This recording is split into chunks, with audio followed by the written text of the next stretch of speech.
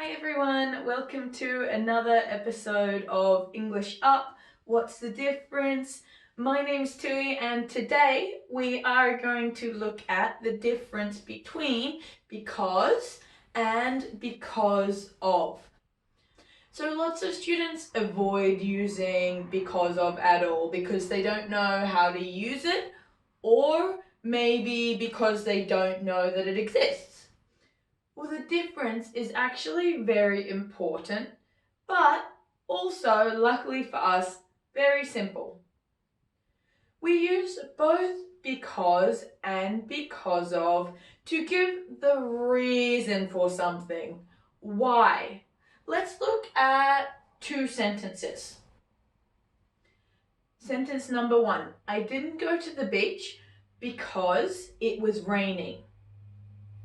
Sentence number 2. I didn't go to the beach because of the rain. So these two sentences are very similar and the meaning is actually exactly the same. So why did we use because in one sentence and because of in the other? Well, the reason is really simple. We use because followed by subject, then verb. We use because of followed by a noun. Let's look at another example. I don't eat chocolate because it's bad for you. Because, subject, verb.